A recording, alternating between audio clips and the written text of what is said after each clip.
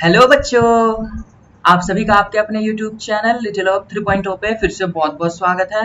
और सबसे पहले आप सभी को very very good morning, very very good afternoon and very very good night. और बच्चों, आप इसी तरीके से पढ़ते रहिए, बढ़ते रहिए।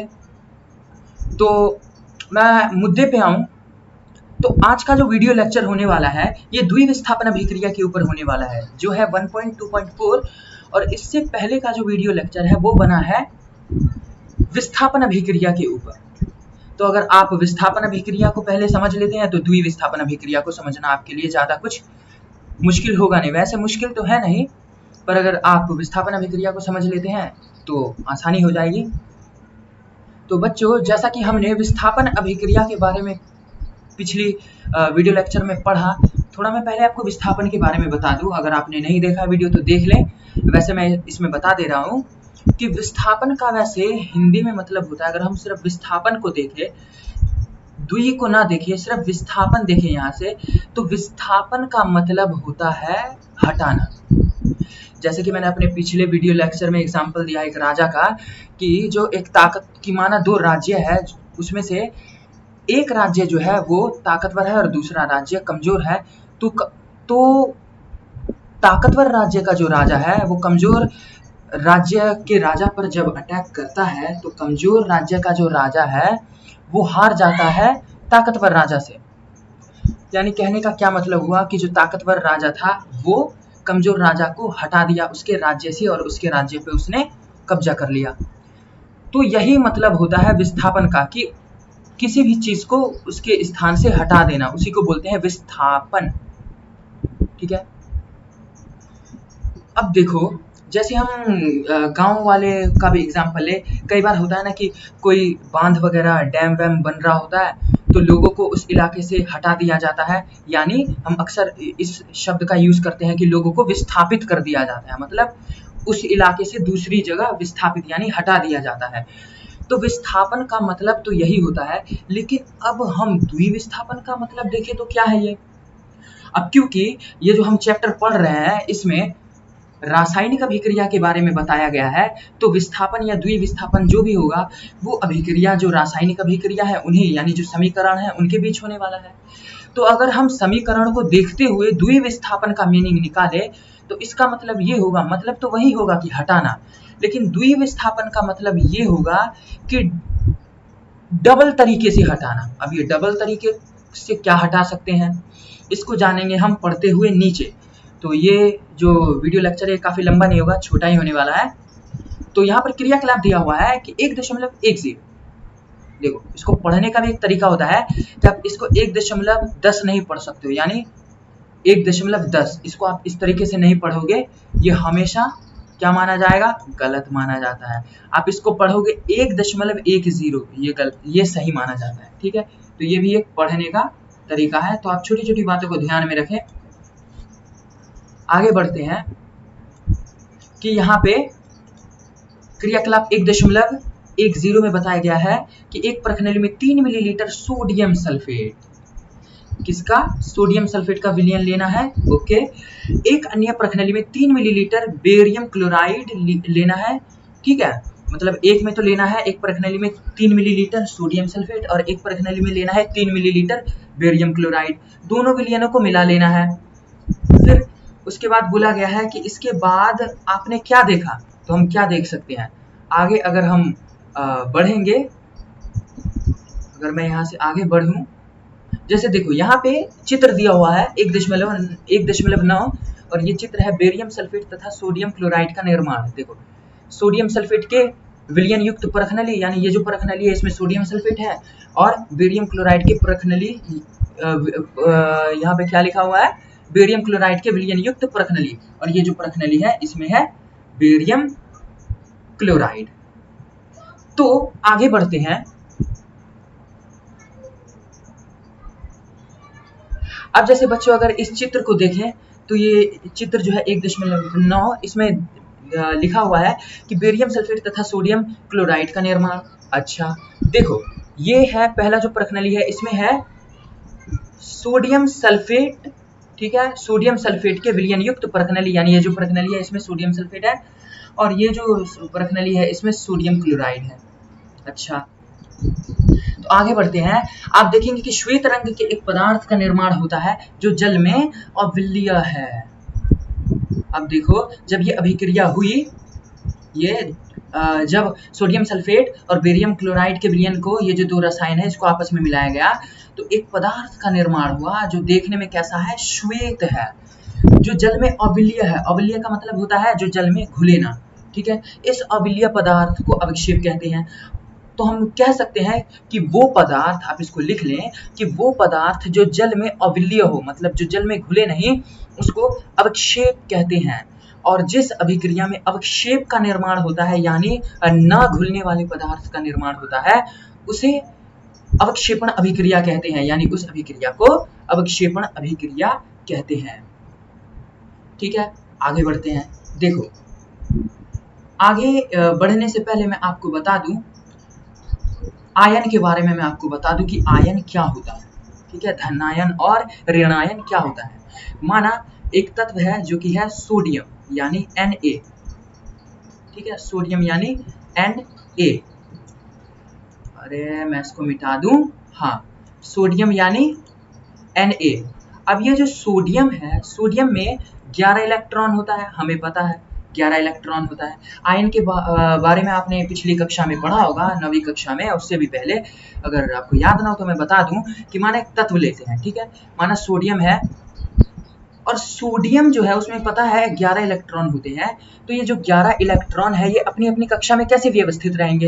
ये अपने अपनी कक्षा में व्यवस्थित रहेंगे। पहली कक्षा में 2 इलेक्ट्रॉन रहेंगे, बाकी अगली कक्षा में 8 इलेक्ट्रॉन रहेंगे, उसकी अगली कक्षा में 8 इलेक्ट्रॉन रहेंगे। ठीक है, तो जो कोई भी तत्व होता है वो ये कोशिश करता है कि जो मेरा लास्ट का जो कक्ष है, लास्ट का जो कक्ष है जिसमें वो घूम रहा होता है इलेक्ट्रॉन, उस कक्ष में कम से कम 8 इलेक्ट्रॉन होना चाहिए, और ज़्यादा से ज़्यादा 8 ही इलेक्ट्रॉन होना चाहिए, यानी फिक्स 8 इलेक्ट्रॉन ही होना चाहिए, या तो 2 होना चाहिए स्टार्टिंग में, पहले कक्ष के अलावा छोड़ के बाकी में सभी में 8-8 इलेक्ट्रॉन होना चाहिए।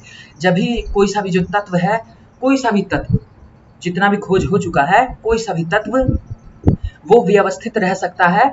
बाकी वो अगर ऐसा नहीं रहेगा, 8 इलेक्ट्रॉन नहीं बनाएगा बाहरी कक्ष में, तो ये व्यवस्थित नहीं रहेगा, अव्यवस्थित रहेगा, मतलब इधर उधर भागता फिरेगा, एक दूसरे की तरफ मुंह मारता रहेगा, रिएक्शन इधर उधर करता रहेगा।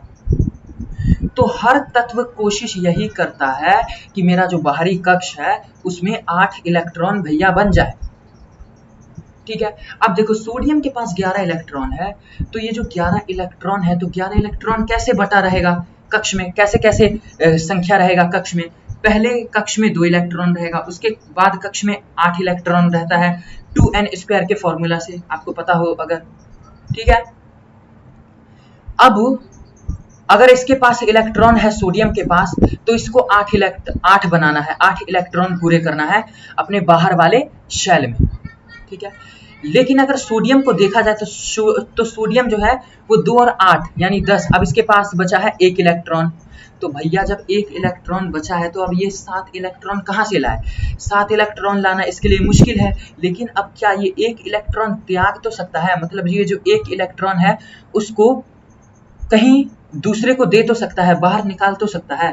तो ये क्या करता है, सोडियम 1 इलेक्ट्रॉन जो इसके पास बचा है वो बोलता है, ना भैया मैं किसी से साथ लूंगा नहीं, मैं संभाल नहीं पाऊंगा इतने को, एक काम करो, मैं अपना ना 1 इलेक्ट्रॉन है वो बाहर निकाल देता हूँ, किसी को दान दे देता हूँ। आप इस तरीके से समझो इस बात को। तो जब भी कोई तत्व अपना 1 या 1 से ज्यादा इलेक्ट्रॉन किसी को दान दे देता है, तो जो भी इलेक्ट्रॉन दान दिया गया है, यहाँ पर 1 इलेक्ट्रॉन दान दिया गया है, तो उस दान दिए गए संख्या, यानी जो इलेक्ट्रॉन की संख्या है, उसके ऊपर प्लस का निशान लगा दिया जाता है। इसका मतलब ये हुआ कि ये जो भी तत्व है वो 1 इलेक्ट्रॉन अपने से बाहर निकाला है, अपने से बाहर छोड़ दिया है, किसी और को दे दिया है। अब उसी की जगह हम एक और अलग सा इलेक्ट्रॉन, एक अलग सा और तत्व लेते हैं जिसको बोलते हैं फ्लोरीन। ठीक है, जिसमें इलेक्ट्रॉनों की जो संख्या होती है वो होती है टोटल 9 इलेक्ट्रॉनों की संख्या होती है। ठीक है, अब फ्लोरीन जो है उसके पहले कक्ष में कितना इलेक्ट्रॉन रहेगा? 2, मैं ढंग से लिख दूं कि एक फॉर्मूला होता है वो फॉर्मूला है 2n स्क्वायर। 2n स्क्वायर का एक फॉर्मूला होता है, ठीक है। इस फॉर्मूले से इलेक्ट्रॉन की किस कक्ष में कितने इलेक्ट्रॉन होंगे इसको निकाला जाता है, ठीक है। तो अब एक और हमने तत्व लिया जिसका नाम है फ्लोरीन। इसमें हमें पता है 9 इलेक्ट्रॉन होते हैं। अब इलेक्ट्रॉन जो है वो अलग अलग कैसे वर्गीकृत रहेगा, कैसे कक्षों में बटा रहेगा। पहले कक्ष में 2 इलेक्ट्रॉन रहेगा, दूसरे कक्ष में रहना तो चाहिए 8 इलेक्ट्रॉन, लेकिन फ्लोरीन के पास अब बचा 7 इलेक्ट्रॉन। देखो ना, 7 और 2 9 होता है, लेकिन अब भैया फ्लोरीन है, इसे चाहिए एक और इलेक्ट्रॉन, तो ये क्या करेगा। अब भैया इसको अगर जिंदा रहना है, खुशहाली से रहना है, तो भैया इसको 8 तो बनाना ही पड़ेगा कम से कम, अपने लास्ट वाले जो आखिरी का कक्ष है उसमें। लेकिन अगर आप देखोगे तो यहाँ तो 7 बन रहा है, इसको चाहिए 1। तो ये फ्लोरीन क्या करता है, एक इलेक्ट्रॉन जो है वो किसी से दान ले लेता है, 1 इलेक्ट्रॉन, ठीक है। और ये जो दान लिया हुआ इलेक्ट्रॉन होता है उस पे माइनस का निशान लग जाता है, ठीक है। तो ये जो फ्लोरीन है ये क्या किया, इसको 1 इलेक्ट्रॉन की कमी पड़ गई। देखो अब 7 + 1 8 बन गया। अब ये भी खुशहाली से, ये भी खुशहाली से, और जो भी 8 8 बना रहा है सब खुशहाली से। तो इस तरीके से जो तत्व है वो एक दूसरे को अपना इलेक्ट्रॉन, किसी को ज्यादा हो जाता है तो दे देता है, किसी को कम हो जाता है तो किसी से ले लेता है। तो प्लस और माइनस का साइन लगा देते हैं इस तरीके से। जो देता है उसमें प्लस का साइन लगा देते हैं, मतलब ये अमीर है, किसी को दिया है, धनी है। और किसी से अगर कोई लेता है तो बोलते हैं तू ऋण ले रखा है, मतलब तूने कर्जा ले रखा है, मतलब माइनस का निशान लगा देते हैं। आप इस तरीके से इसको समझो। तो ये जो प्लस और माइनस है इसी को बोलते हैं आयन। क्या बोलते हैं, आयन। देखो ना, नाम भी कैसा है, धनायन। प्लस वाले को धनायन, माइनस वाले को ऋणायन, यानी आयन। अब वो आयन प्लस वाला भी हो सकता है, माइनस वाला भी हो सकता है। तो इसी को बोलते हैं धनायन और ऋणायन। तो जब भी हम सोडियम को दिखाएंगे तो सोडियम को Na दिखाएंगे, सोडियम को क्या Na दिखाएंगे। और हमें पता है सोडियम जो है उसमें 11 इलेक्ट्रॉन होते हैं और अपना शेल वो पूरा कर लेता है और उसके पास बचता है 1 इलेक्ट्रॉन। तो 1 इलेक्ट्रॉन वो दान दे दिया है, तो दानी देखते हो ना, दानी अपने आप को दिखाता है, तो वो कैसे दिखाएगा, प्लस का निशान इसमें हमेशा लगा रहेगा। तो कोई भी देखेगा और बता देगा हाँ भैया ये क्या है, ये धनी है। अब यहाँ पे 1 लगा के प्लस लिखते हैं, ठीक है। अब हमें पता है कि 1 हम लिखते नहीं है, लिखे या फिर ना लिखे कोई फर्क पड़ने वाला है नहीं, ठीक है। तो हमने 1 को यहाँ पर नहीं लिखा। अच्छा, तो इससे पता चल गया कि सोडियम ने 1 इलेक्ट्रॉन किसी को दिया है। अगर हम फ्लोरीन की बात करें तो हम इसको लिखेंगे F। इसमें हमें पता है 9 इलेक्ट्रॉन होते हैं और इसमें जो निशान रहेगा वो A1 माइनस रहेगा, मतलब माइनस का निशान रहेगा, समझे, माइनस का निशान रहेगा। तो ये होता है आयन, इसी को आयन बोलते हैं। अब इसकी जरूरत पड़ेगी आपको यहाँ पर। अब देखो Na2SO4 यानी सोडियम सल्फेट जब बेरियम क्लोराइड यानी BaCl2 के साथ अभिक्रिया करती है तो बेरियम सल्फेट यानी BaSO4 और NaCl यानी सोडियम क्लोराइड का निर्माण करती है। पहले आप इस लाइन को पढ़ोगे जब ये आपको अच्छे से समझ आएगा। यहाँ लिखा है ऐसा क्यों होता है, Ba2+ तथा SO2-4 की अभिक्रिया से BaSO4 के अभिक्षेप का निर्माण होता है। अब देखो ये क्या है, आयन है ना, ये आयन है, क्योंकि देखो बेरियम है। अब यहाँ पे 2+ लिखा हुआ है बेरियम के बीच, बेरियम के ऊपर। इसका मतलब क्या हुआ कि बेरियम साफ साफ दिखा रहा है कि भैया मैंने 2 इलेक्ट्रॉन दान कर दिया किसी को। और यहाँ पर सल्फर और ऑक्सीजन है, और क्योंकि ऑक्सीजन के ऊपर ये लगा हुआ है, ये जो 4 है, ये 4 क्या है, ये 4 फॉर्मूला है, ठीक है, फॉर्मूले के साथ है। लेकिन जब भी ऊपर होता है किसी तत्व के ऊपर, तो ये इस चीज को बताता है कि वो किसी से उधार में लिया है इलेक्ट्रॉन या किसी को दिया है। अब क्योंकि ऑक्सीजन 2- है, मतलब ऑक्सीजन ने किसी से 2 इलेक्ट्रॉन उधार में लिया है। उधार में कैसे लिया है आप इसको भी देखो। हमें पता है ऑक्सीजन का फॉर्मूला होता है, ऑक्सीजन तत्व को हम लिखते हैं O। हमें पता है इसमें टोटल इलेक्ट्रॉन होते हैं 8। अब इलेक्ट्रॉन अपने अपने कक्ष में कैसे रहेगा, एक में तो 2 रहेगा पहले कक्ष में और अगले कक्ष में 8 रहेगा। लेकिन यहाँ पर ऑक्सीजन के पास तो भैया 6 इलेक्ट्रॉन है, या अभी ऑक्सीजन के पास कितना है, बाहरी शेल में 6 है, लेकिन भैया इसको बनाना है 8। तो ये क्या करेगा, ये 2 इलेक्ट्रॉन किसी से उधार ले लेगा। इसलिए जब ये 2 इलेक्ट्रॉन किसी से उधार में लिया, 2 इलेक्ट्रॉन, जब ही इस पे 2- का ठप्पा लग गया इसके माथे पे कि भैया 2 है, 2 इलेक्ट्रॉन किसी से उधार ले रखा है, ठीक है। तो ये इसी बात को इंडिकेट कर रहा है। अगर आप आगे बढ़ते हैं तो यहाँ बताया गया है कि Ba2+ तथा SO2-4 की अभिक्रिया से BaSO4 के अभिक्षेप का निर्माण होता है। बिल्कुल होता है। एक अन्य उत्पाद सोडियम क्लोराइड का भी निर्माण होता है जो विलयन में ही रहता है। वे अभिक्रियाएं जिनमें अभिकारकों के बीच आयनों का आदान प्रदान होता है उन्हें द्विविस्थापन अभिक्रियाएं कहते हैं। अब देखो, पिछला जो इसका वीडियो है, इससे पीछे वाला जो वीडियो बना है विस्थापन अभिक्रिया के ऊपर, उसमें बताया गया है कि विस्थापन किसे बोलते हैं। राजा का एग्जाम्पल लेके बताया गया है कि अगर कोई ताकतवर राजा है तो वो कमजोर राजा को उसके राज्य से हटा देता है, और कहीं से किसी को हटाना विस्थापन कहलाता है। और क्योंकि हम ये रासायनिक अभिक्रिया और उसके समीकरण पढ़ रहे हैं, तो समीकरण में से किसी तत्व को जब हम विस्थापन अभिक्रिया में हटा रहे थे, वो किस तरीके से हटा रहे थे, हम क्या कर रहे थे, जो विस्थापन अभिक्रिया था वो अभिक्रिया हमेशा हो रहा था एक तत्व, देखो कोई एक तत्व रहेगा और प्लस में एक यौगिक रहेगा, एक तत्व रहेगा और एक यौगिक रहेगा, ठीक है। अब ये यौगिक क्या होता है, यौगिक मतलब ऐसा पदार्थ जिनमें एक से ज्यादा परमाणु तत्व मिले हो। जैसे इसको सोडियम सल्फेट को देखो तो इसमें Na यानी सोडियम भी है, S यानी सल्फर भी है, O यानी ऑक्सीजन भी है। मतलब इसमें 3 तत्व मिलकर सोडियम सल्फेट बना रहा है जो कि एक यौगिक है। तो यहाँ पे बोला गया है विस्थापन अभिक्रिया जब भी होता है, द्विविस्थापन नहीं, पहले विस्थापन में हल्का बता दूं कि विस्थापन अभिक्रिया जब भी होता है तो वो अभिक्रिया हमेशा एक तत्व और एक यौगिक के बीच होता है। लेकिन जब हम द्विविस्थापन अभिक्रिया की बात करते हैं तो द्विविस्थापन अभिक्रिया में दोनों ही यौगिक रहता है। द्विविस्थापन का साधारण मतलब क्या मिल रहा है आपको कि 2 जगह विस्थापन होगा, 2 बार विस्थापन होगा, ठीक है। और 2 बार विस्थापन तभी हो सकता है जब दोनों यौगिक ही हो। अब देखो, जैसे अगर आप यहां देखोगे Na2SO4 यानी सोडियम सल्फेट और BaCl2 यानी बेरियम क्लोराइड, तो दोनों क्या है, दोनों यौगिक है और यही यौगिक आपस में अभिक्रिया करती है तो क्या बनता है, बेरियम सल्फेट और NaCl2 यानी सोडियम क्लोराइड।